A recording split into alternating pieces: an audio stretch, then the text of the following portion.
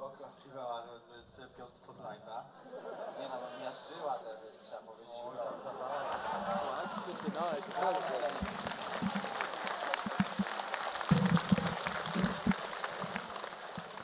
No dobrze, obydwa teamy chyba powolutku gotowe. Dość taka mocno zaakcentowana wygrana Moscow Fight w tym pierwszym meczu. Nie pozwolili sobie w żadnym momencie gry chyba rozwinąć skrzydeł. Skontrolowali bezbłędnie Rambla, Kartusa. Na dole nie poszaleli. Trzeba powiedzieć wprost, że ta gra naprawdę odbyła się pod dyktando od samego początku do końca Moscow Fight. No i pytanie, czy są w stanie łatwo zakończyć ten finał? Jak uważasz? Nie wiem, no tutaj na razie po tej pierwszej grze zapowiada się, że to może tak być tutaj rewanż więcej od Moscow 5, no ale jeszcze nie przekreślajmy oczywiście CLG, mamy za niedługo drugą grę przed sobą, myślę, że CLG... welcome back. Just bam, I'm on screen. Like there you go. Yeah, there we go. We're going live. There we go. Straight in there. Just as I shuffled my seat, I wanted to get closer to Jat. That was all it was. But yeah, wow, what a game. What a game. We were talking about it just before we ended there, but Moscow 5, they had that aggressive strat. They had to go aggressive. We talked about it as they had that pause, and we were like, maybe they've missed the chance. They maybe missed the chance. And then bam, we were wrong. They just jumped in right then. Yeah, it suddenly went from 5-3 to 10-4 in a blink of an eye while the Dragon went down. It was a pretty crazy strat, but their build went towards that. So are CLG going to maybe think about it? Okay, we're going to have to maybe counter this, or are they going to stick to what they know? I'm not really sure what CLG is going to counter with here, because we said early they got pretty much exactly what they wanted. They kind of predicted the bans from M5. They picked all the OP champions that they identified, and then Moscow 5 just had an answer for it. CLG's main strategy is they're a super conservative team that just waits out games, and Moscow 5's aggression has so far been shut down by that strategy. But now that they've finally broken through, I see Moscow 5 going for another super quick early aggression strategy, and I'm not sure how CLG can counter that, because they have that one playstyle that's been working so well for them. Yeah, and it is what works well for Moscow 5, and we talked about it at the very start. Moscow 5 are an aggressive team. You think back to the CBIT finals, Dignitas, they were straight in there, 2-0 from the jungle off stage. Kiev, they were very aggressive against TSM. TSM went with I think it was the first jungle invade. It backfired horribly, and again, Moscow 5 were in their faces. They had the classic gangplank teleport, all that sort of situation, and it's what we know of Moscow 5, and it seems to be what works, what catches teams on the back foot. CLG, on the other hand, will happily sit back and milk it out. So if you want to go to an end game, a late game, and I'm talking 40-50 minutes, CLG are going to be well prepared for that. They really will be. So looking at this game here, the Kassadin was a really good counter to Karthus, because teams have been banning the Karthus against Froggen ever since he dominated with it in the group stage. So, but it didn't work at DreamHack. No, it did this time, though, so they learned something. So is that a case of maybe the jungler help they had? I'm trying to think of who the jungler was back then. I don't think it was Lee Sin, although you normally would associate that to Diamond Prox. I don't think he had Lee Sin. I'm pretty sure he got banned out. It probably just had to do with the combination of Kassadin with the other long-range gankers, because Shen and Nocturne could come in to support anytime Kassadin also wanted to, and their chase in those extended team fights was so great that CLG, they'd lose a fight, and normally when CLG loses a fight, they back away, only kind of lose one person, then they can go contest Baron or win longer team fights. They really love those extended engagements. But Moscow 5 was just chasing them down and killing 4 or 5 people every time. Yeah, so we're going into the picks and bans, and you can see Maokai being banned out straight away by Moscow 5. Was banned in the last game as well, if I recall. Yep. Now, it's going to be interesting to see how they're going to go. They let Rumble into that game, and they dealt with it. They ganked him twice very early on. Actually, to be fair, the second one was more Wicked's error of going back into that push, but I don't suppose he expected Diamond Prox to be back there again. So even though they got the 2 early Rumble kills, there's the Rumble ban, so they are changing something up, if it is even a little bit small. The bans across the board, York actually has been CLG's most common ban all tournament, so yes, Darien does play it, but there's also something they really dislike playing against York. Yeah, they really do not like that Yorick, so Urgot banned out as well. I think Urgot's been banned or played in every game. He has been. I'm sure the stat's there, it's a pretty crazy stat. So we did have a stat break last time. Malphite's first loss of the tournament, and Sona's still undefeated for Moscow 5. Yet CLG doesn't care. They're going to let Sona fall into Moscow 5's hands yet again. And was Anivia available last game as well? I think he was, I actually. think he was. I think they Yeah. actually chose to pick Karthus over top of Anivia. Okay, that's an interesting one. Apparently he wants Anivia and Karthus nerfed so he can play Lux. Yeah. I believe that's what Froggen's been saying lately. So he can just play Lux. He could play Lux now because they just lost with Karthus and they've lost with Anivia this tournament too. So he hasn't lost with Lux So yet. no excuse. Yeah. But what will the first pick be? Will it be Sona again for Moscow 5? Yes, Yeah, there it will is. be. And you know what? 100% record. You can't argue with that. It's not even just that. He's so comfortable on Sona. I'm a little bit confused by why CLG doesn't ban Sona. I even talked up with Wicked earlier in this game, or But earlier is it in the worth tournament. a ban? That's the question. That's the question. They Yeah. said they're not afraid of Sona as they swap and don't Oh. end up picking Sona. For my large rant here, but no. They're just not afraid of Sona. They think they can play around it. I have to say, though, the amount that they got ahead with that Sona lane, 3 levels at one point, Corki was Yeah. above Ezreal, and the fact that in those team fights, I think the Sona ult did contribute to a lot of kills. I don't see how CLG isn't accounting for it, and I'm wondering if they're going to try to pick it themselves here, because if they give it to Moscow 5, I think that just gives them a huge edge. Yeah, and the question is, what will they go with that lane? Will it? I mean, Nunu's available. They could go the Nunu Cockmore lane, which has been very successful this event, but it's not really something CLG been going with lately. They've been happy with that Ezreal in that bottom lane, and there's the Cockmore, just as I mentioned it. So they could possibly be going for that Nunu Cockmore, realizing that they probably will take Sona, so it's like, fine, okay, we're going to go the Nunu Cockmore. But this time, Moscow 5 have the blue side as well, which, you know, is a big thing that everybody harps on about, but didn't really affect Moscow 5 in the last game. Yeah, having the blue side didn't stop them from 5-man ganking it. Yeah. So that ended up working. And there's the Sona. It looks like we're going to get that early. Normally, Nunu Cog is such a great composition for them, but with how much harass they put out, I don't see how they would sustain that bottom lane with how much he can harass with those Qs. Or I'm going to stop talking, I think, until they lock in these picks because they're just swapping it around on us. They're listening to you, I think. That's, and there is, could be the Nunu Ash, which is actually something I think Moscow 5 have run already this tournament. Definitely saw an Ash earlier on. I believe it was Genja. Genja originally, I mean, we are stepping into the realms. Back when they were Empire, the stepping- famous video was actually Nunu, Ash, and Karthus. And Karthus, So- it is stepping into the realms of possibilities as the Empire shout could come out. Karthus available, would he get picked up by CLG? That is the question. And now that's going to cause a problem because they were almost certainly going for that Nunu Cogmore build. Yeah, I'm not sure what they're going to be throwing up with Kog'Maw here. They might just go for another Leona or a Soraka. When they pick Anivia, if they decide to go with that strategy, they love to combo it with Krepo Soraka because the walls are only so good if they can't stop them from flashing over them, and they usually combo that wall with the Soraka silence and just kill them right then. So the Soraka would be open. It would probably be a fairly good lane to support Kog'Maw with, and it would open up an Anivia strategy for them.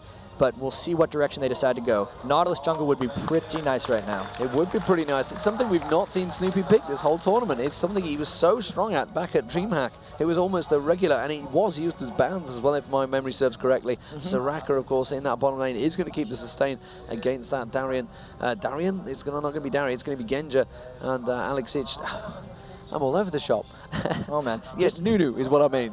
Everybody knows what I mean. And surely. going back to that Nautilus pick a little bit, I'm glad to see it here because Snoopy's best junglers are the really gank-heavy, kind of supporty tank junglers, and Moscow 5 targeted him out a little bit by banning Maokai and Alistar, so they did not want him to have one of those gank-heavy junglers, and Nautilus is just the next in line for Snoopy. Last game, he ended up playing that Malphite, which seemed a little bit out of position for him because that's one of those junglers who does need a lot of farm, and that's generally not Snoopy's style. He likes to defer to, Froggen to get super fed and just support him from the jungler role, so that Nautilus fits right into Snoopy's wheelhouse.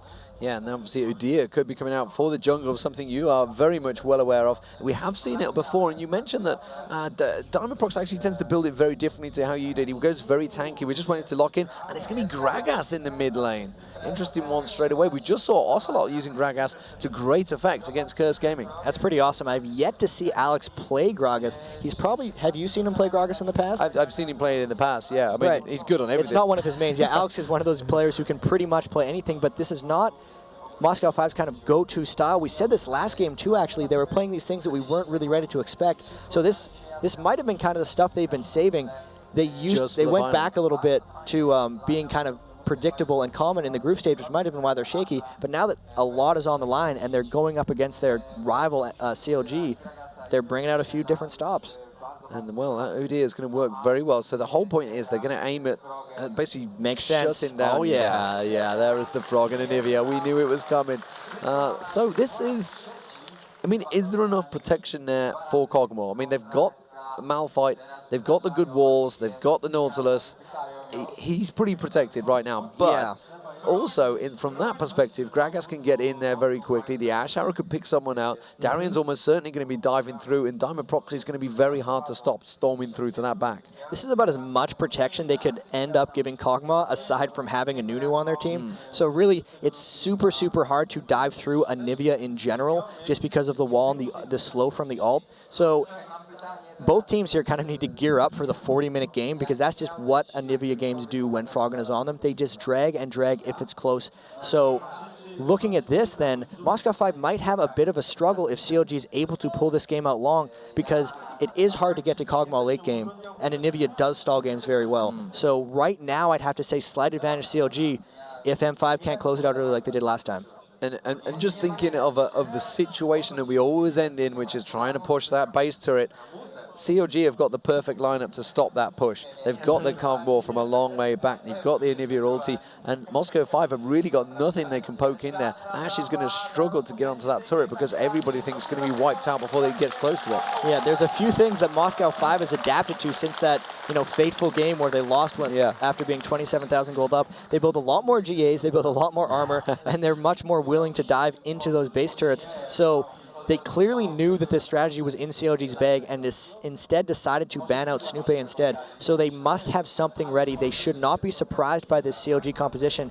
And I want to see what they have planned, because this is a very mid-type early game focused composition. If it drags and drags, I have to give it to CLG. So I want to see how M5 just kind of revs up their engines and tries to take over this game early. Yeah, and a very interesting statistic there. We've not seen anybody in this tournament at all have Nautilus or ban him at all. So considering how very popular he was at the DreamHack tournament, that is a massive surprise for me.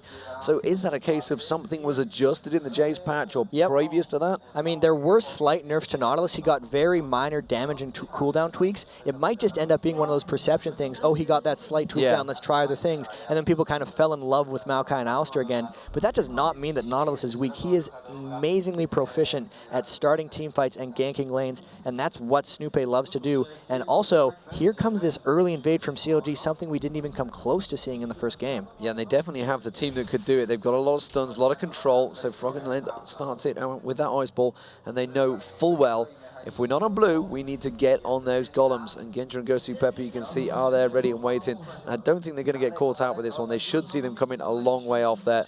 And Gosu Pepper, there's the vision. They see them coming. And I think the volley probably will come across from Ash just to try and slow things down. But CLG getting the full invade on Moscow 5 now, reacting into this one. They're all moving in towards the base. If you have just joined us, Moscow 5 1-0 up in the series currently, starting as the blue side this time. CLG on your screens as the red. And CLG looking like they're going to back away from this one. I think they realized Moscow 5 completely had reacted to this one. And yet, I expect a barrel from Alex, actually, just to cause some problems there. Yeah, a good scouting job there by Moscow 5. They actually managed to completely stop that invade without even having to put down any wards. So they were all standing in really, really good spots and were able to dodge that exchange. The big thing that happened, though, is the ward on the red buff from CLG. So they know exactly what Udyr is starting on, and he is starting red. So that gives them a lot of information. Normally, Udyr starts on a blue buff, so we'll see how they adapt to this. Yeah, so they know exactly where he's going to go. With Snoopy, I would expect him to save the smite here, see what he does. Yeah, he is. Yep, really good pull. Yeah, he's going to get nicely loose, Jay. We'll finish it off. Obviously, the Lizard just did reset itself, but he'll take that down, no problem. Alexic versus Froggen in the mid lane here. You can see Gragas versus Anivia.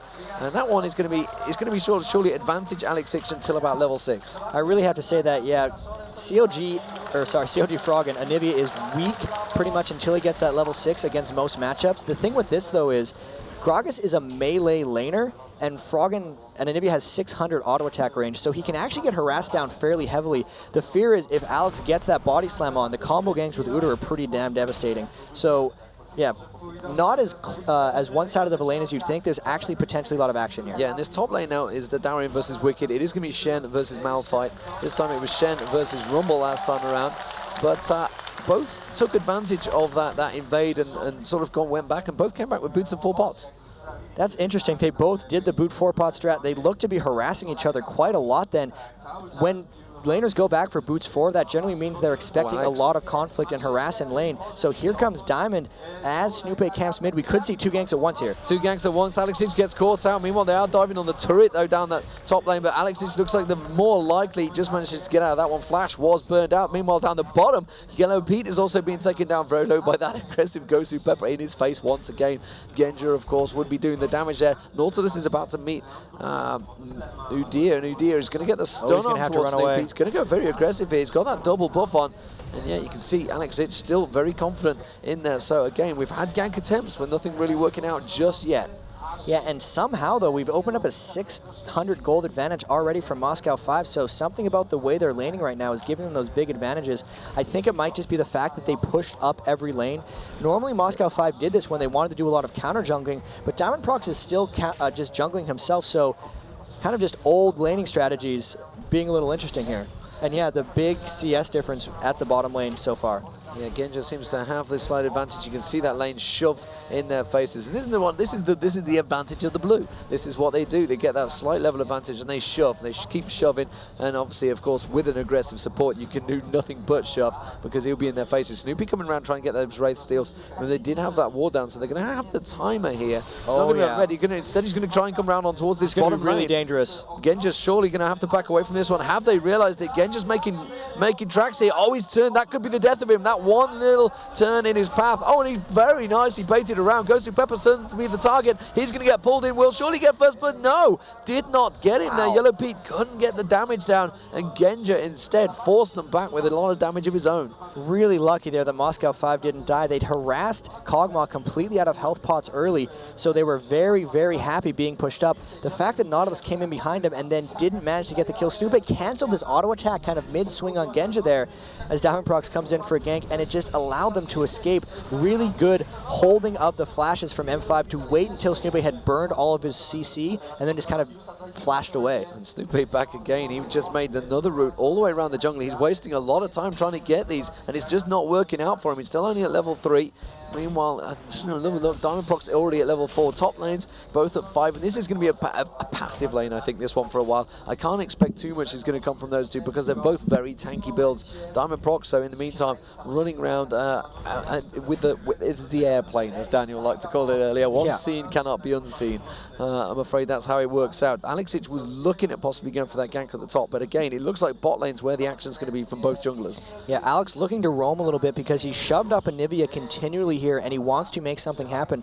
Unfortunately, the CLG laners overall are actually playing very passively. They're fine, as we said, just sitting back and taking farm and getting this game late. So Diamond Prox really needs to start kind of invading the jungle and making something happen because Udyr's not the one who can really force ganks to happen. He needs to make people come to him, and you make that happen by counter jungling.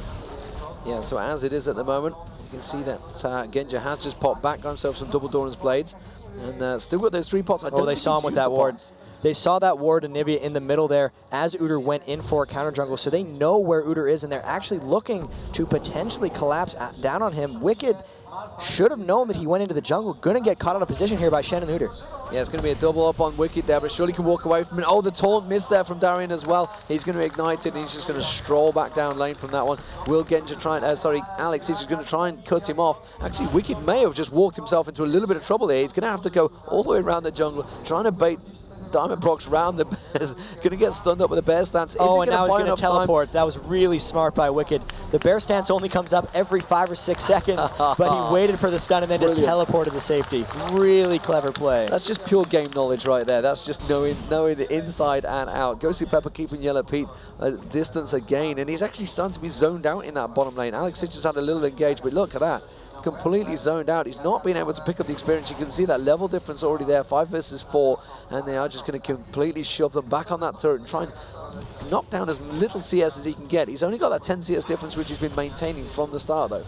So the Ashe lane actually has a fairly large advantage on a Kog'Maw Soraka lane, especially early, because the sustain from Soraka and the damage threat from Kog'Maw doesn't really kick in until they've leveled up their Ws respectively, the heal and the range from Kog'Maw. So Genja really doing his job here in the bottom lane. Tons of harass coming down on the CLG and really trying to get an edge on this lane for when they do hit that level 9, they won't be able to lose it. Yeah, they're still only at level 4, so again, like I said, they're just struggling for the levels. There you go, finally hits it. But Genja's been very aggressive, you know. There's the interview, the famous interview with Gozu Pepper talking about how passive Genja is. He's not being very passive here. Not at all, and that's kind of the strategy of a Nunu Kog'Maw lane, though. All of your power goes into that guy. When you put the Blood Boil on him, you're really just stacking him up to be more and more powerful. So when you play something like a Nunu Ashe, it is really on the AD carry to be aggressive with you. Otherwise, the harassment game just won't work. Yeah, and that Wraith Ward where they've spotted Snoopy, so they know exactly where Snoopy is right now. And currently, you can see the builds just starting to build up. Cage looking picking a Dawn's Blade for Gragas. Gragas is going to come and just pick up that blue buff any second now. And Nivea's just gone back to buy as well. He hasn't quite got enough. In fact, he's gone with the Chalice this time.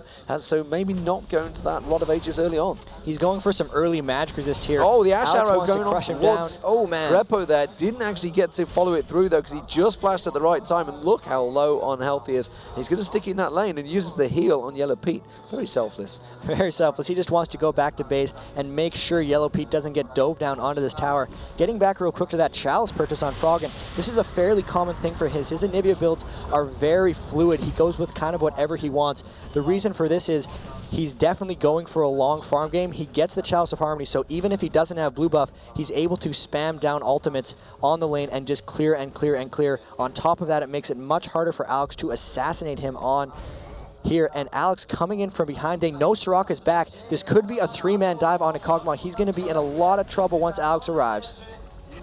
Yeah, so Yellow Pete at the moment, you can see he's going to get dived on. Here comes Alex Shitch. Crepo's going to come down. He's going to get the belly stomp in his face. There's the ulti barrel, and he just got absolutely dropped. And that passive is not going to be able to do a great deal. He tries to pick up the gold. Got 58 gold out of it, not too bad. But it does surely mean that the dragon should be picked up here. And Shen has just hit, he's 8. He's going to have the ultimate if he's needed, but I don't think he's going to be. Meanwhile, Anivia is actually coming in on towards Alex Shitch there, but they think they're going to pick this one up. And the ping's actually gone down Crepo. Gozu Pepper wanted to kill him. This looks like a free dragon, even though CLG is coming in to potentially harass us. This could be a very bad idea. Shen can join this fight, and there's only a 3v5.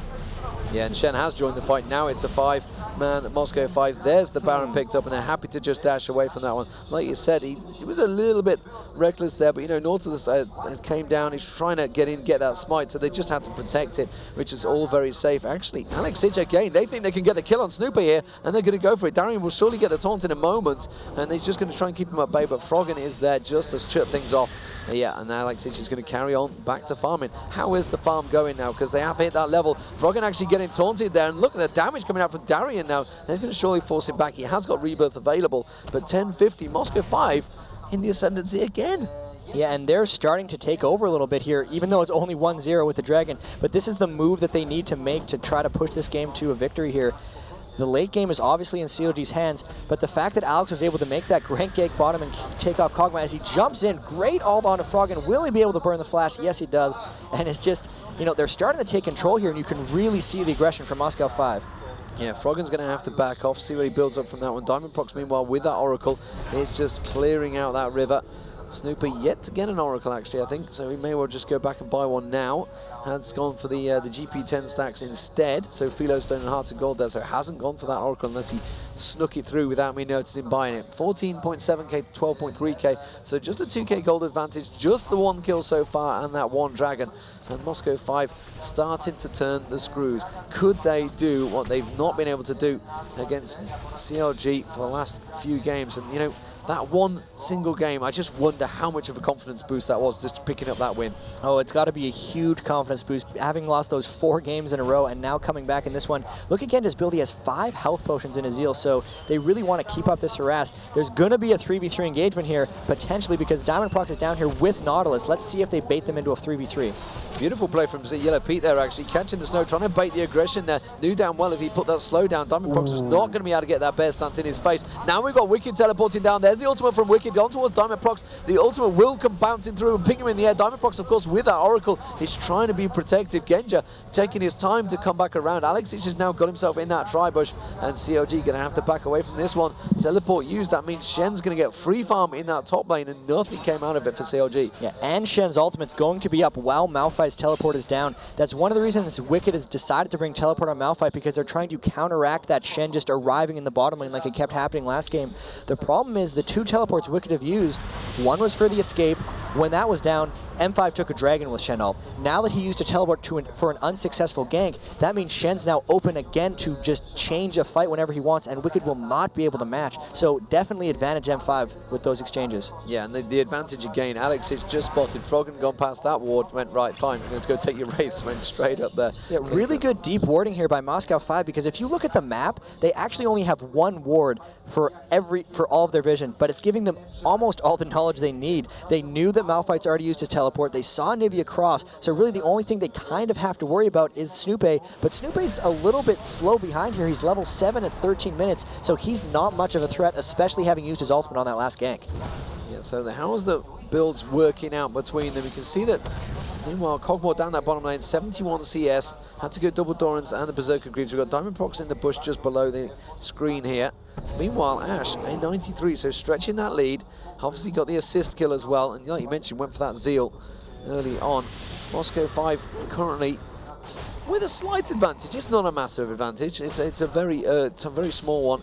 We are only 14 minutes into this game, and CLG definitely one of the long game teams. And you mentioned it at the start, how much of an end game team they have right now. Yeah, and just looking at that bottom lane build with the Zeal on Genja, you build a Zeal on an 80 carry when you want a move speed advantage for poking and harass. He's never going to want to actually exchange in like a full-on fight with Kog'Maw, but the fact that he has the Blood Boil speed already, he's just getting so much more faster than Yellow Pete that he can run up and hit whenever he wants and escape whenever he wants, which is one of the reasons he's actually up that 16 CS in the lane, and it's really contributing to their bullying of Kog'Maw and Soraka. Yeah, and I'm amazed how well Alex is doing. He's keeping up that farm quite happily. 121 CS to 149. You'd expect Froggen to start stretching that lead. Gragas has been looking for the kills more around the lane. There's a ping gone down. Actually, they're not going to go for it. Oh, they saw him for sure. Might go for that one. Yeah, Alex just wanted to get in this race. He's like, no, keep off my wraiths. And Froggen is going to try and take them out instead. And it was good to hear the interview yesterday about what do you feel against Alex Ichi? I'm going to get more wraiths. Yeah, and then he was like, I'm going to get more wolves. So whatever, man. Yeah. Let's do it. Yeah, a good bit of bait between the two. So currently Moscow 5 in the ascendancy and just about keeping things going. As it is, it's gone back to a passive farming session. And you know, it doesn't really suit either team to go full-on aggression just yet. Not really. The thing that happens with M5 right now is they're the team to the first Oracles. So they got the first Dragon, they got the first Blood, and now they're trying to take more control of the map.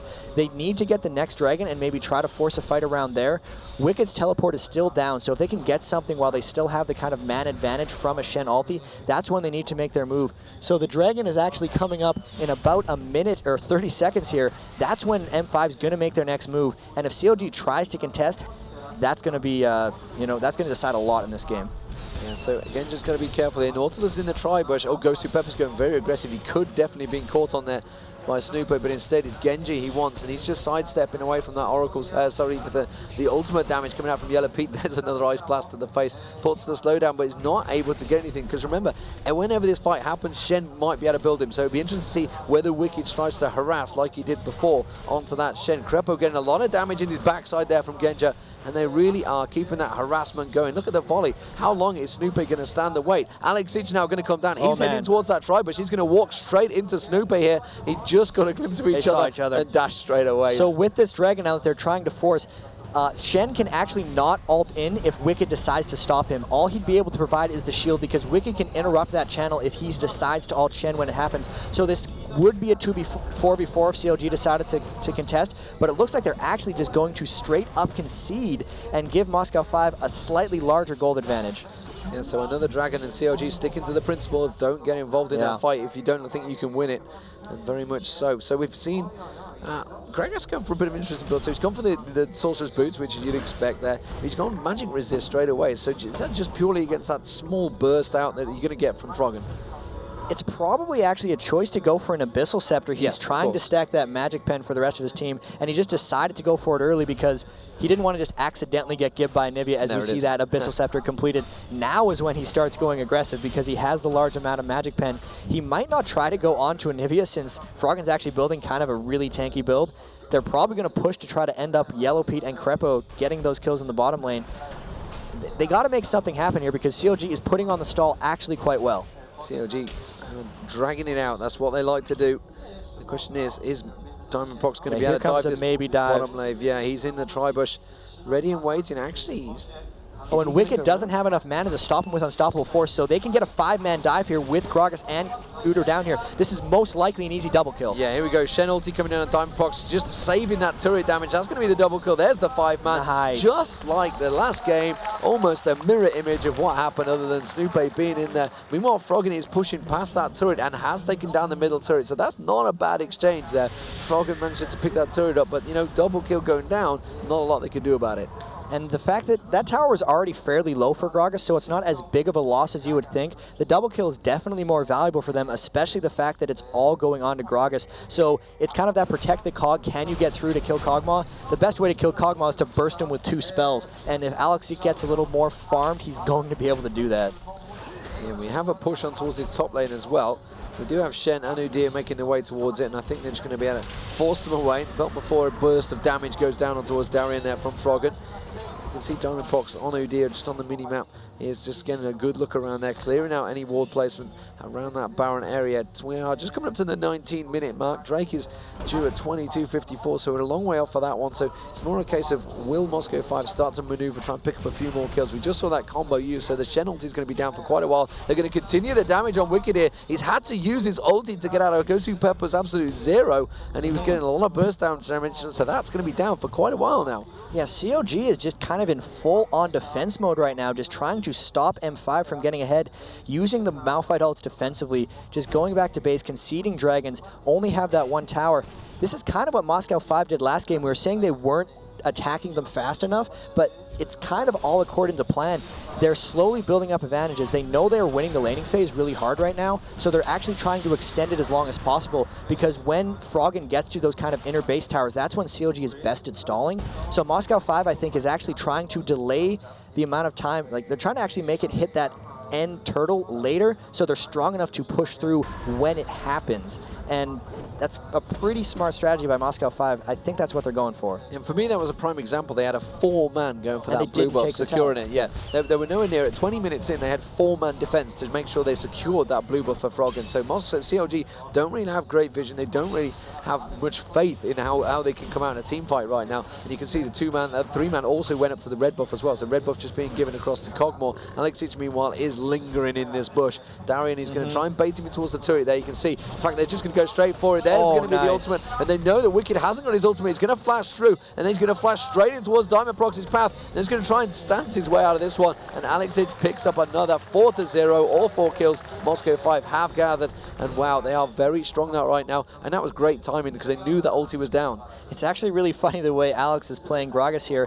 It's almost just a modified Kassadin at this point, because he has the same item build and he's doing the same playstyle, roaming around, ganking top and bottom lane, and just picking up those kills as the Ash Arrow barely misses there. Flashed.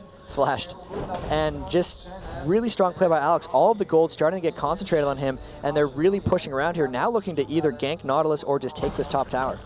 Yeah, and Gragas looking like he might go for a kill on towards Snoopy here. He's going to certainly go towards those golems.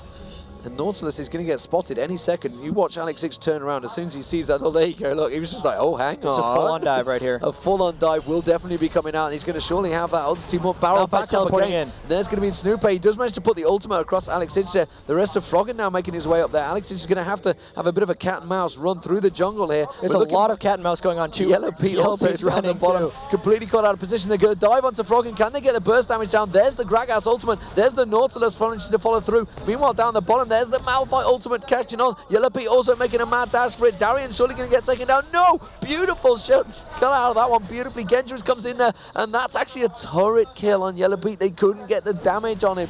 Very nicely done. Yellow Pete avoiding the damage, as did Moscow 5. No kills coming from any of that. A couple slim escapes on both sides there. Great escape by Darien, and then that was super close to Yellow Pete not getting off there. Diamond Prox tried to flash for the kill right at the last second, but could not get any damage onto Yellow Pete with that kill. So with all that happening, M5 starting to take the towers now. You saw they took the bottom tower before they chased down Kog'Maw. I'm actually expecting them to try to take a flurry of towers right now because they want to build up that gold advantage and then maybe force something around Baron, because this is the timing that they really have to start converting the early advantage into the rest of the game. Yeah, Nunu getting free farm as well down that bottom. He's picked up around about 20 CS just in the last few minutes down that bottom lane, clearing it out, which is normally what you'd see Genji do.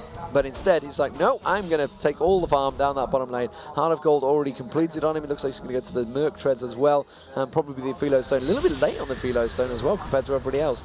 But it's interesting how they've switched things up, because in the early group stage, all we were seeing was GP10 before the boots, and now everybody's gone boots again. It's really strange. I think it's just the way they've been playing these lanes, at least in this game, because Ashe was getting the move speed advantage on Kog'Maw and Soraka, which meant Soraka then had to get boots to not get countered so hard. M5 now taking another dragon. Nothing CLG is even attempting to do to stop these, so they know that they're substantially weaker in these fights, and they're just choosing to completely ignore them. They're definitely trying to stall. They have yet to even pick up a kill, but they're okay with this. This is their game plan. This is definitely their game plan. So 23 minutes gone, third dragon for Moscow 5, and CLG yet to get even close to contesting that one. The 6k gold lead will slowly get stretched. You can see in the middle here, actually, Diamond Proxy is going to back off. I thought with maybe stacking up for something on that mid turret, but I think they realized that all of CLG were there. Yellow Pete, meanwhile, is getting a lot of free farm in that bottom lane. He's managed to completely farm it up. He's going to have to try and play catch up because he's got that Phantom Dancer, both ADs with that Phantom Dancer, but he's playing catch up. 0-3-0 to 0-0-2 is a big difference. You know, that BF sword is a huge, huge damage difference between the two. And the top lane continue to farm. It's just completely battering back and forth. Here we go, mid lane. Genji's actually caught out of position a little bit there. Does get caught out by Naughty the Snoopy. He was just trying to get on there. Diamond Prox has just returned back to lane, and Gragas was just chilling, taking the Wraiths. So now it's 6,000 gold advantage. They're trying to roam around a little bit, but you can see the turtling potential of CLG already. That was a 4-on-4, and there was no way they were able to take that tower. Just the incredible wave clear coming out from Froggen. And if they were to get close, it's pretty dangerous because they can isolate them with that wall silence combo between Soraka and Anivia. Now they're looking a little bit to just split push bottom. I'm wondering when they're going to make their move. This could be CLG's first move of the game. They're trying to dive onto Udyr, but he's just probably going to make it away with a run. Yeah, so we're just waiting to see. I mean, a 4-0 is nothing really. When it comes to a big team fight, CLG could come out on top of that one. It could turn things very, very quickly. And like you mentioned right at the start, they've got a lot of protection for that Kog'Maw, who's going to start doing a lot of damage now. They've just picked up that blue, but Moscow 5 are trying to quickly scramble away from that one. And CLG are just a little bit too late to the party on that one. They wanted to get in. They wanted to try and steal it away. Meanwhile, Genji's got a bit of free farm down this bottom. Froggen's going to come down and try and head him off. But are they going to do something when they realize that Genji is down this bottom lane? Have they seen Froggen? No, he hasn't. And Genji does go for him. The burst damage manages to get the arrow out. The ignite, surely, but Shen ultimate will just save him. Very nice work from Darien there, saving his AD carry. He waited until the last possible second to save him. The next second of the ignite tick would have finished off Ashe, and he was just saying, I don't want to use my ult. I don't want, okay, fine. And he just waited for the very last moment, able to pick up the save there. First bit of sloppy play we've actually seen by M5 all game. Sneaky, sneaky Froggen getting into that brush so he could land the combo on Ashe. Almost got him that quick kill that would have extended the game more for them. It would have worked nicely for him, and because he's nearly got that Rabadon's death cap completed now. We can also see a needlessly large rod on Gragos. So there's a lot of AP damage between the two there, and like you mentioned earlier, it was just building him just like he did Kassadin. And Alex Hitch now going looking for this top kill. He wants to get Wicked down. Wicked already heading away. Has he been spotted? There was no ward placement. He's not passed anything. I think he simply got spotted by Snoopy going past that way. Just maybe just a pure knowledge of seeing him dash out through the middle. And look at this, the amount of wards that Moscow 5 just purchased. Gosu Pepper came back with 8. Diamond has 4. They love to just ward the crap around Baron when they're trying to force an objective, and this is just telegraphing, saying, hey, we're going for this objective, because the reason they bought this many wards is they want complete vision. They generally don't want to just do a 5-on-5 Baron, but they're warding around the area so heavily because they want to get picks in this upcoming fight. So all these wards just tells me this is their move to try to force, and they're going to maybe get picked up by CLG here. Yeah, trying to take down that ward. That's all they've been doing. Diamond Prox going in there. He's got to be careful he doesn't get picked off. He's the one with the Oracle, and you can see that they don't really want to initiate on him. Meanwhile, at the top there, they can see they're engaging on towards Wicked. Wicked has to use his ultimate, but he will get taken down. Darien doesn't have his ult available, so Moss CLG could try and turn the advantage here. Diamond Prox maybe will be the target. There's the Ash Arrow straight in the backside of Froggen, and now they're going to surely put a bit of damage down to Gosu Pepper being as aggressive as he can be, and Meanwhile, Genja just coming keeping in a for a fight perfect here. range. They are going for the fight. There's the absolute zero. Here comes Alex Ich, popping straight down. Froggen will surely get dropped here. The rebirth could come out from him. Diamond Prox with the Oracle trying to stay around. You can see Yellow Pete trying to get onto him. Crepo, meanwhile, seems to be the target for Genja. He's had to quickly switch targets. Snoopy now the target. There's one. There's two. Can they get the third? You can see Froggen just about keeping, Yellow Pete just about going to get dropped there. Crepo now surely going to be the target. He will back away from that. Can the passive come out? Won't be enough. And Diamond Prox managed to avoid it. A lot of damage coming out there for a 3-1 exchange. Darian, I didn't even see go down in that exchange, but it's 8-1 Moscow 5 now. Straight up tower dive, and they were warding around the area a little bit. They got the one pick onto Wicked there, and then just forced a great team fight on top of the tower. If they weren't quite so low, they would have turned that into a Baron, but that just goes to show they are quite far ahead. They can win team fights, but they're very good at picking their battles because they got the pick before that. If they did a straight up 5-on-5, seeing as how low they all got in that 3-for-1 exchange, it means that CLG really is not that far behind overall. Looks like they're going to go right back for this. They're clearing their buffs first. I'd expect Moscow 5 to either just take another Dragon because that's coming up soon, or continue to force around Baron, because even though they do have a fairly large advantage, it's not quite big enough to push through CLG's big turtle. Yeah, and would you believe it, with the first GA we see on the map, and it is on Alex Ich. They've also got double Aegis of the Legion here. So Nunu and Udyr with the Aegis. So Alex Ich just going to be farming up quite happily. 4-0-4 now, picking up all 4 assists in that fight. And that 7k goal difference is certainly going to turn things in their advantage in the next team fight. Can they continue on? Now, really, the problem with that fight, and like you mentioned, that how close it was, it all happened when Wicked was taken out at the start. So he wasn't really in that. It wasn't a 5v5 at any moment whatsoever. So Wicked had to use that ultimate and got burst down quickly. And it's actually just gone back and put a brilliant spot as well there. So Alex, it just went quickly farmed up. So that means he wants to get involved in a fight. So expect to see that dragon fight coming up shortly. Drake is just about to spawn, so that's up in 3 seconds time. So Moscow 5 will probably head down that way in a moment. Instead, it looks like they're going to head towards that Baron. Are they going to start it off? Yeah. They need to clear up. Because look at this, Yellow Pete is in the bottom lane farming up against Shen, and there's no way he can make it to that fight or interrupt Darien if they decided to start it right then. But look at all those wards that Moscow 5 has in those side bushes. They're trying to just play the ward game and stop CLG from having vision. Looks like Darian's actually just going to solo the Dragon while M5 stalls off here. That is honestly a pretty smart play. I do have to say M5 understands the situation. They really have to push to end this fairly soon. Yeah, and they are just going to take that Dragon down. Alex is just sort of heading down to find out whether he's going to need help, and looks like he's obviously doesn't need help. He's a Shen at the end of the day. 116. He's got Trinity Force, Sunfire Cape. He's a very, very strong Shen. Phantom Dance, Infinity Edge, also completed by Genja, so he picked up a few kills within that fight. Picked up the double kill, 2-0-2 now.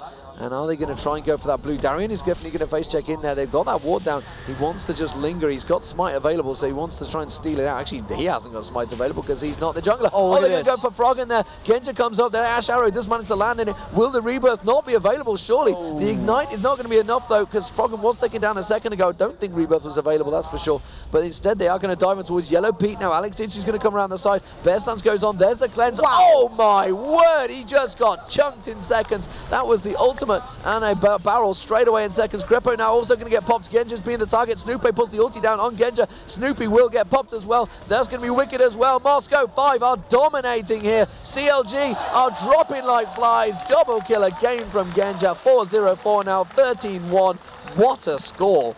Yeah, this is starting to get a little bit out of hand for Moscow 5. Great pushes and kills. They knew that they needed to break the CLG turtle, and it looks like they might have actually done that. Now that they've gotten the ace, another tower, and the Baron buff, they'll be extremely strong for the next push into CLG. The big thing that happened there is they denied the blue buff from Froggen and took him out of the fight. CLG actually hasn't been able to have a 5v5 because usually there's someone low at the start of a fight, and then on top of that, Alex Ich goes in and 100-0 someone with that DFG Gragas combo. So 13-1, 32 minutes into this game, and wow, Moscow 5, is it a return to the dominant Moscow 5 that we know? I didn't have the prediction down. I had CLG picking this one up. I thought they've done a fantastic job. The question is, would Jetlag be stepping in? Will there be any excuses out there? Will they just straight up say, you know what, Moscow 5 beat us straight up, but we are a long way out yet. Let's not get carried away. Let's just step back, because they haven't taken a base turret yet. They have still got an Anivia, and they've still got that late game team, which you talked about. So, you know, we've seen bigger throws.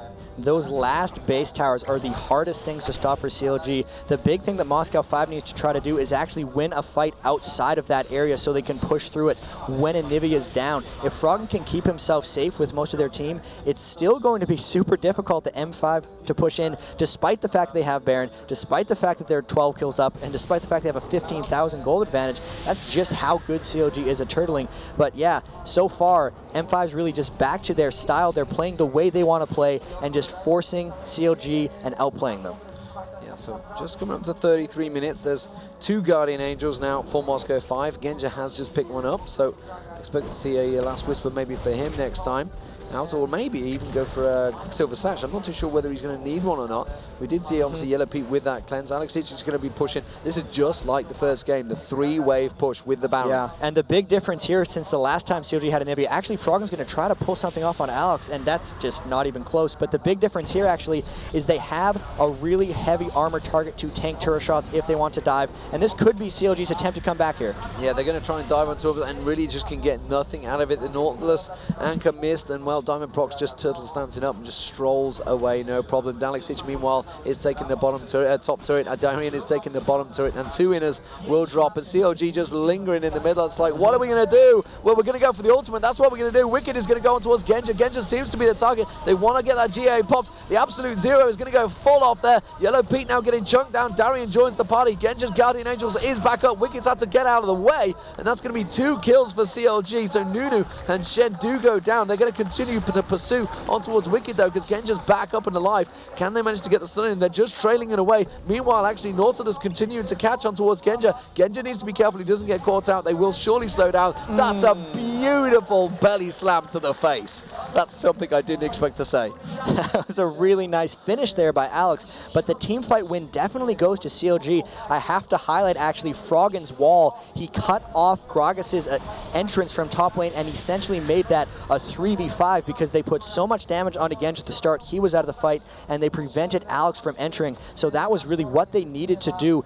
That's why Anivia is so hard at turtling. You get one quick pick, you separate the team, isolate separate targets, and then just go in for the kill. And that is really a good sign for CLG. Still 15,000 gold behind, but it doesn't mean they can't win team fights. Yeah, indeed. And that was it was a great little execution as well. The way they initiated, you know, just all lingering, hiding around that wall, and then bam, straight out from there. Wicked got involved. But unfortunately, Wicked has been going down. 0-4-2.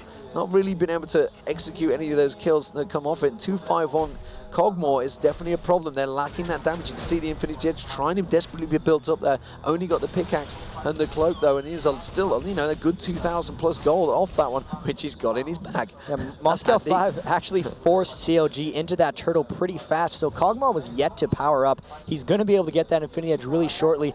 He may be powered up now, making this push slightly harder, but if you ever wanted to pick a champion to be able to dive a tower and tank hits, it would be a full tank Udyr, and that's what Diamond Prox has. He has how much armor already? 184 with that turtle stance, so he can just be a damage soak, and M5 might be comfortable diving in and fighting right now. Yeah, they goes to Pepper, so the ultimate pops straight away. Wicked does actually get chunked down. Wow, he just went down in seconds there. Deathfire Grasp obviously used. Snoopy's going to get dropped as well. Wow, they are absolutely dropping left and right. I don't think they expected to go down quite so quick in that fight, especially after the last one, but this time Diamond Prox quite happily taking all of those turret hits from the start, and like you mentioned, from that armor, look, he's just not even touching him, not even touching the sides, and Genja takes down the turret. Now Yellow Pete had just returned to lane, but I don't think the rest of the team were quite ready for that one. Wicked went in there and nobody else could get close. They almost seem to be on different pages. Froggen was happy just waiting for the tower, and they ended up fighting a little bit outside of it, which really is not their game, and that's not how they turtle. So M5 definitely the beneficiaries of that fight. They're not able to get the base tower, though, which is the ever important thing to get against Froggen. Froggen actually pretty low on mana, wandering through the jungle, a little confused on where he's going here. The next big play for M5 is probably going to be, a Baron attempt if they don't do something big here. If they don't do something big here, Yellow Pete surely going to go down. Can they manage to finish him off? They're going to get a dash across. The barrel will not be enough. And actually both Crepo and Yellow Pete escaping on about 100 hit points. They're just going to walk away from this one. But that will leave their mid turret completely exposed now. Genja, unfortunately, is not there, though. So they're not going to be able to keep pushing this wave.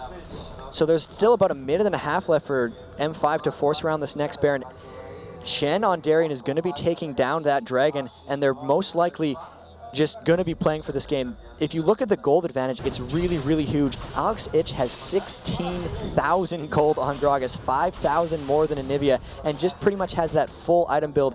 As you were saying, his burst is absolutely insane right now. He can pretty much kill anyone he chooses, whether that's a Malphite tank or just anyone on CLG right now. And that's really what's been swinging this game so hard, because it's the protect the Kog'Maw comp, protect the whatever comp, but you can't protect something if it dies in one hit. So that's just how strong Alex is right now. And this Baron is going to be coming up in a minute.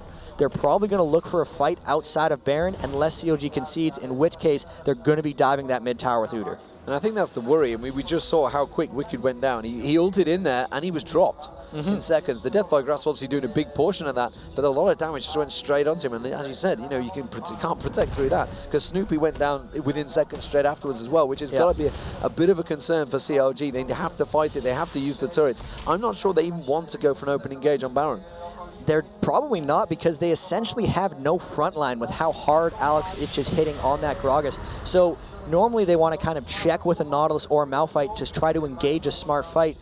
But if they just attack the front line and kill it, it's not really much they can do. Yellow Pete's not at that critical mass point yet. Froggen is not doing quite enough damage despite having the 366 CS, and it's just the fact that Moscow 5 is controlling these fights so hard. Really sneaky play there. They're trying to loop around. They know CLG wants to check, and if they kill all these wards, here comes the fight. This looks like a bad choice for CLG. Yeah, CLG, I think we're baited into that one. Oh, would you look at the speed of that? And the tank front line that we just talked about was dropped within milliseconds of your eyes. Crepo's going to get dropped down by Genji here. Actually, the stun landed very nicely, but Darian will be able to finish him off. There goes the belly slam from Alex Ich now, and Moscow 5 surely looking to take this one home. Can they finish it off? But Alex Ich actually with the Guardian Angels and now got the Shen ultimate on him. He's going to slam back onto Froggen there. Froggen will be able to get away from it. Yellow Pete will get dropped as well. And Moscow 5 are just cleaning house here. Alex Ich is going to actually finally get taken down by the passive. And well, Genji trying to finish off Froggen on that turret. And they're saying, Diamond, we need you to come in here and just tank that turret up. There's another Guardian Angel too. Beautiful. So this is M5's adjustment to why they couldn't push in last time. Look at all those GAs. They were able to proc Alex's GA. They were able to proc Ash's GA. They obviously won that team fight with an amazing Gragas ult that completely separated the front line from the rest of the team.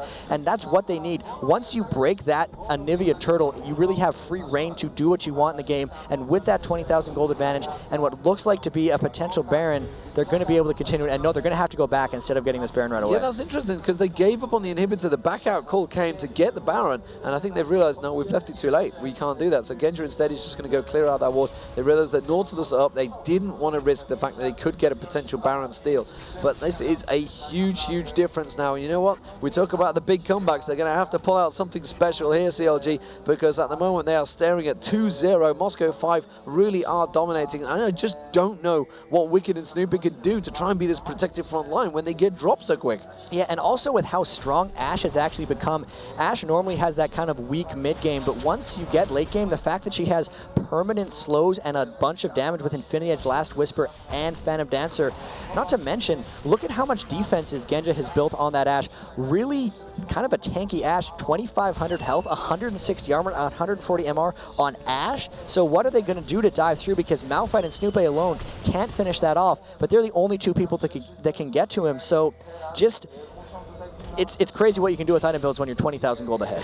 Yeah, 609. That Banshee's Veil and Guardian Angels. You just about got as much protection as you want to go with it, and the Last Whisper, Phantom Dancer, Infinity Edge. It's the perfect build, let's put it that way for Ashe. It's exactly what you want, and they are going for it. And Shen at the moment is actually trying to bait them here, and you can see that finally CLG are reacting. They're like, okay, this is CLG's last chance. If they don't win this fight here, and without the Baron, it's going to be really rough. Oh my word, Wicked is going to get dropped. He has to use his ulti, but the Deathfire Grasp was just enough to drop him in seconds.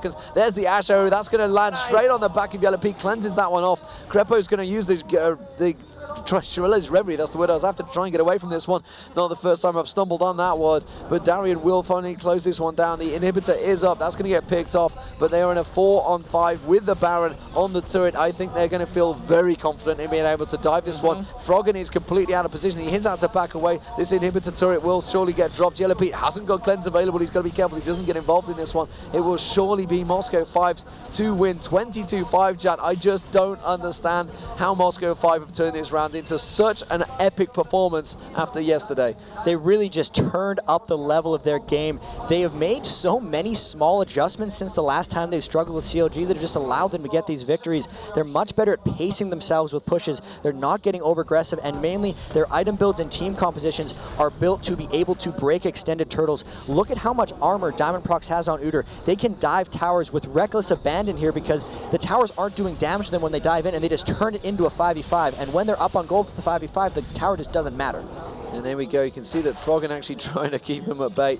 The rest of the team are pushing this, and CLG know, they realize this is the last fight. This is their last chance on this turret. They're up against a Baron up Moscow 5, very heavily in advantage to them. 25,000 gold. Huge. It's a huge difference. This time there is no deadlock. There is no chance of breaking through. Guardian Angels are back up as well. And now you can see Genja with that big bubble around him, the Banshee's Veil. He's not worried. And you know what? That ultimate from Malphite. I'm just waiting for this Grog Assault to come in and split the team up and get them 1 or 2 picks right away. As soon as they decide to go in, they pretty much can. They're waiting potentially for these 2 waves of super creeps to come through, because one member of CLG will eventually have to peel off, and it will be a guaranteed 4v5 or third inhibitor. Either one would lead to a Moscow 5 victory, so they're just being patient right now. And there's the super minions. You can see them on your mini-map. They are stacked up towards that Nexus turret. They're just conga lining past and starting to work in it. And Yellow Pete's the one that's had to back away. The wall, though, is just keeping them at bay. This is how they've delayed them before at DreamHack. That Anivia split, doing as much as they can. Diamond Prox, there we go. Bear Stance, Turtle Stance comes up. They want to go for this one. Darian's going to get involved. They're starting to try and hit that turret, and that mana is going to be eaten away at Froggen. Look at it, he's barely got any he's got mana to go left. back. This is where M5 needs to go, and there they are just tanking the tower straight up with Udyr. Yeah, they're going to go straight in. Snoopy seems to be the target. There's the Gragas ulti. Snoopy went down before I could even see what happened. Crepo gets dropped as well. Wicked is also being peeled away, and that's going to be the turret. Oh, and that arrow is going to hit straight in the back of Wicked. Can they get the damage on him? Oh, my word. Wow. Yes, they can. They're just going to drop him in seconds. That is going to be surely Moscow 5 taking victory here at the ECC Poland, the European Circuit Championships, and $15,000 for Moscow 5, taking it 2-0. The Comeback Kings, the gods of LAN, it seems, have beaten their one and only rival, CLG, and Moscow 5. Wow. Awesome performance. Really impressed by Moscow 5 there. They looked shaky day one. CLG looked unstoppable, and it just goes to show Moscow 5 can still be the best team in the world. They are indeed the best team in the world. They've broken their voodoo, and I'll tell you what, that sets it up perfectly to lead into Gamescom, because wow, what a competition we now have. Moscow 5 back on top. You know, they've got, what, 1,400 circuit points now, way ahead of anyone in the world on that stance, but Europe is really all that counts. CLG, obviously, we're going to get second regardless, so already them seedings were in place, so it wasn't a case of CLG could top that seeding, but it doesn't matter. That's going to be a big thing on CLG's mind. They're going to be going back to Korea, I believe, tomorrow morning. They're going to have to go through that tournament knowing they're coming back to Gamescom, and they've got to work something out in that time. And they're not going to be able to practice against any European opposition to maybe figure it out. The great thing about CLG, though, is I've seen them lose many times in the past. The way they adjust between games and the way they can grow in as a team is just fantastic. Yeah, absolutely great stuff, and you can see those guys, they were happy on the screen, and Moscow 5, you know, they were so upset yesterday, and it's great to see the big smiles on their face. It was great to see them socializing last night as well, because a lot of these teams, you know, they've started to get to know each other. We're going around this circuit, we're up to the finals now, and we just, you know, it's great to see the community getting together. But Jat, it's been great doing this with you. It's been awesome. It's been awesome. We are going to be going back over to the stage, and come back, we'll have the players.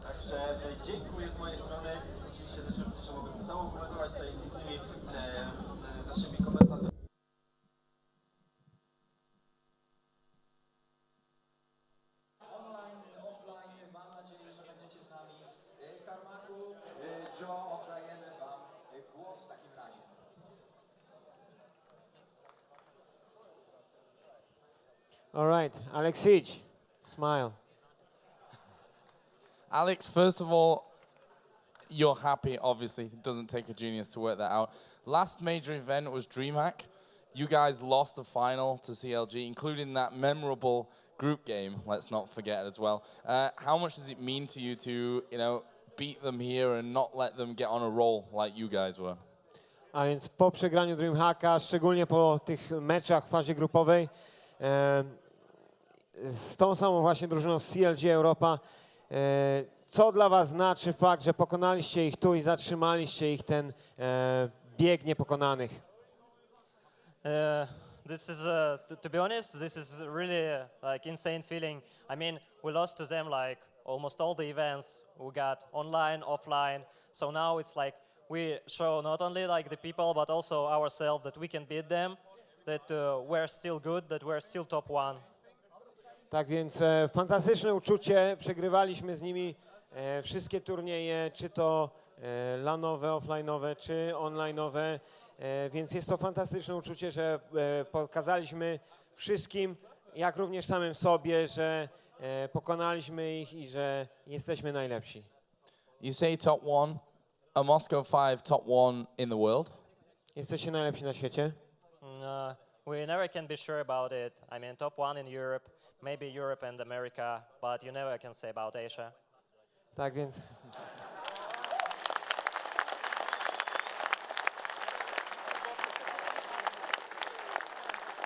Być może najlepsi w Ameryce i Europie, ale Azję z tego wyłączmy, bo nie można tego przewidzieć w Azji. Next event coming up is Gamescom. Obviously, you guys are more than qualified. You have more points than I think everyone else combined. That might not be right, but I'm pretty sure it's not far off. What are you going to do to prepare for that? Is there something special in your training for Gamescom? Następny turniej to będzie Gamescom, gdzie będą najlepsze europejskie drużyny. Moscow 5 jest zakwalifikowane. Co będziecie robić w ramach przygotowań do tego turnieju? We will watch OGN games if there will be. I think we will train more. We will have bootcamp as usual. And I hope we will prepare some new strategies. Tak więc będziemy oglądali mecze OGN z Korei, będziemy trenowali bardzo ciężko i mamy nadzieję przygotować nowe strategie. Last question, Alex. In that last game, I heard you weren't feeling too well. We had to have a pause while you had a bit of a break. Can you clear that up for everyone?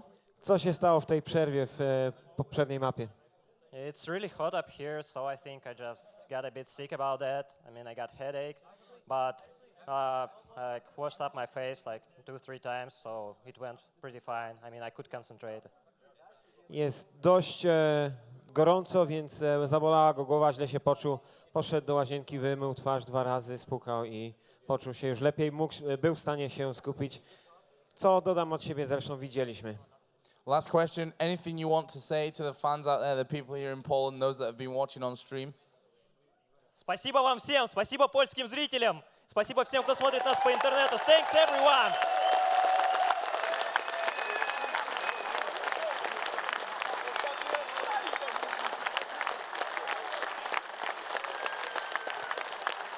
Thank you, Alexic. As you see, Joe, everybody in Poland understands spasibo. It's another new word for me after this weekend. That's good.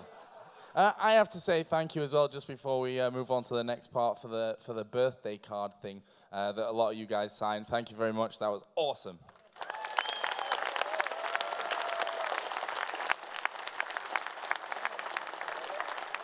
And by the way, tweet at him some birthday wishes on Twitter at Joe_Miller. So anyway, let's talk about what we saw. Let's let the teams just walk down, prepare for the award ceremony. Let's talk about the weekend. Yesterday, fantastic group stage. Today, the playoffs. Talk a little bit about that, Joe. Well, you know, the group stage was some interesting games in there, definitely. In the end, it was the 4 teams that we expected to go through, went through. You can see there on the screen the playoff bracket, what we've seen here today. Obviously, Moscow 5 taking down Curse. First game of the day with a 2-0, and then a super close second semi-final between SK and CLG.eu. Obviously, CLG won that one 2-1. Then here, a brilliant, brilliant grand final. Moscow 5 showing that, well, as Alex said, they are probably number 1 in Europe. I say probably with more of a definite tone. Yes, well, they did lose the first group stage game against CLG, but they did show a fantastic, fantastic showing in the final. So in just a few moments, I think za parę chwil nagrodzimy zawodników. I think we'll just give the top teams the checks. I think everyone here is ready. Are you ready, Joe? I'm always ready. Okay, let's go. Let's make some space. This side, yeah. So let me do this in Polish. Let me enjoy the moment. Trzecie miejsce zajął kto? Kto? Kto? Guys, did you hear that? Come up, please.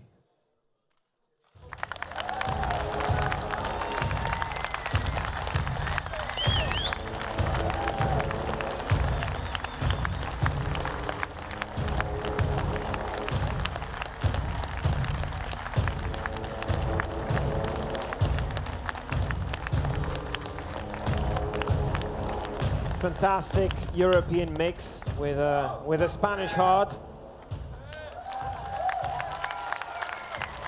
I'd like to add, though, a Spanish heart, but German legs to carry them. Okay, and to present the check for third place, wyjdzie Polak nagrodzić ich. Radek Pasternicki, Riot Games.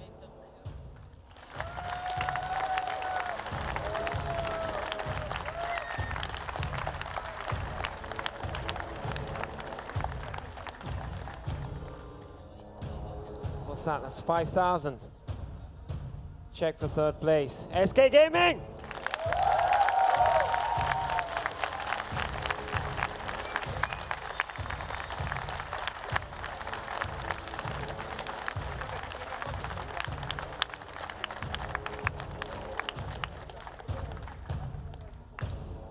Okay. Thank you, guys.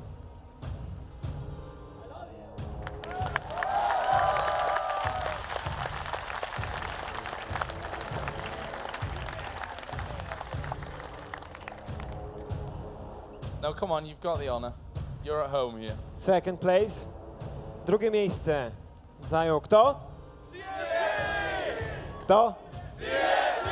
Kto?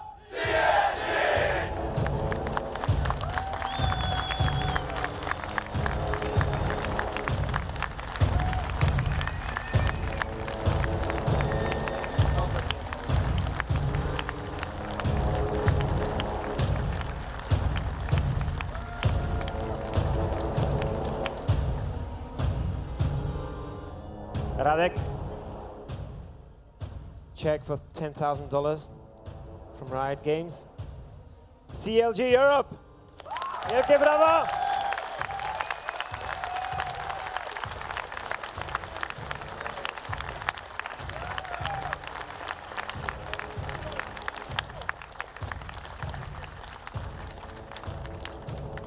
Thanks, guys.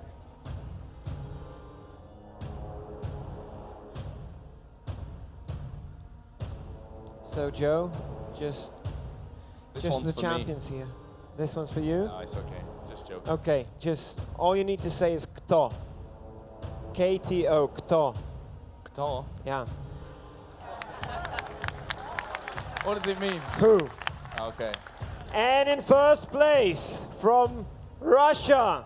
Kto? Kto? Kto?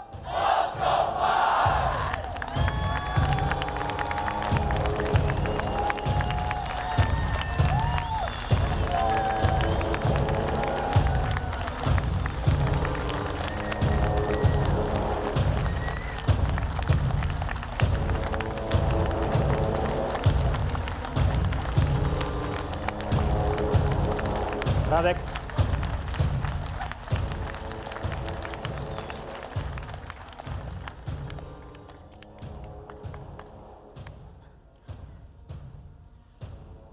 Ladies and gentlemen, the champions, Moscow 5!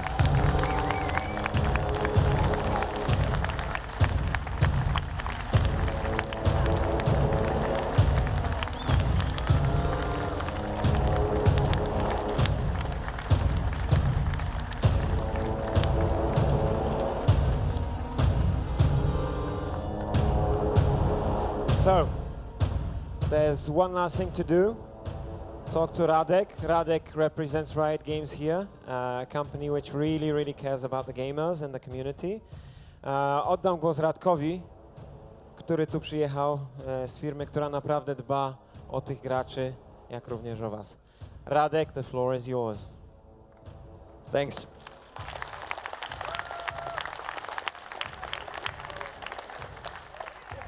So, I would like to thank all of you for coming to this awesome venue and cheering and bringing great atmosphere. You've been wonderful, guys.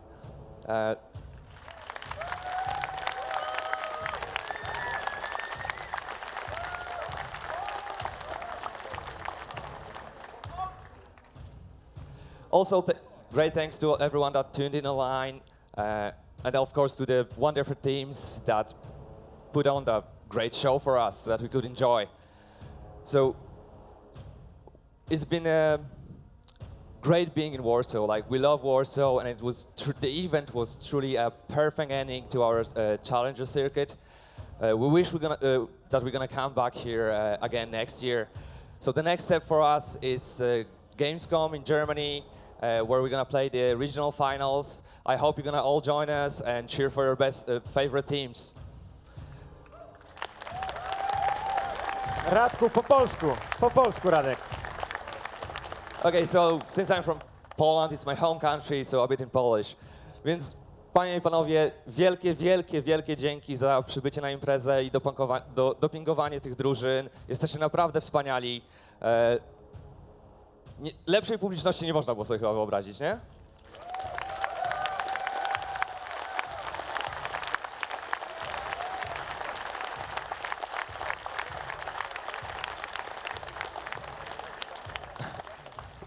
Był to ostatnia impreza z serii Challenger Circuit. Były to ostatnie szanse na zdobycie punktów. Wiemy już, kto pojedzie do Niemiec, wiemy, kto będzie na Gamesconie, więc jedyne, co zostało, to dopingować swoje drużyny podczas imprezy w Niemczech. Dziękuję wam serdecznie za przybycie.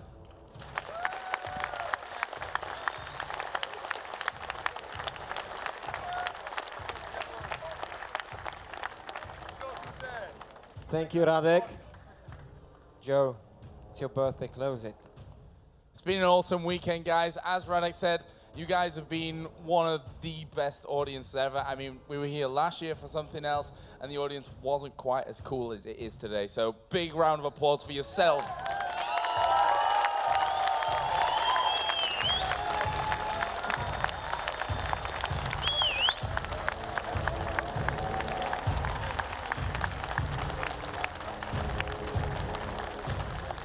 Keep supporting League of Legends, keep supporting your favorite players, watching their streams and playing the game that you guys really love. And we'll see you at Gamescom. Thanks a lot.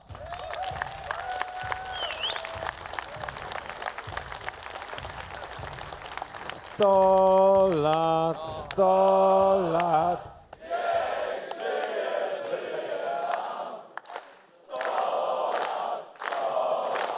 Niech żyje nam.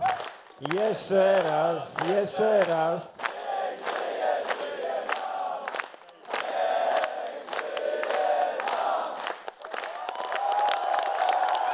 Thank you, guys. I love you.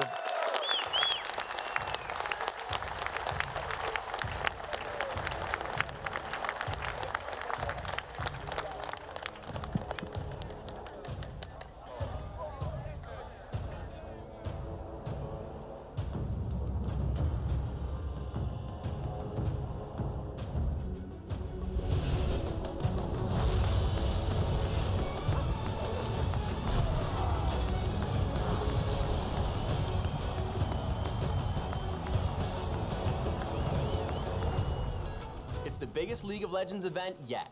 The best players from around the globe are competing for the biggest prize pool in the history of esports. Announcing the Season 2 World Championship.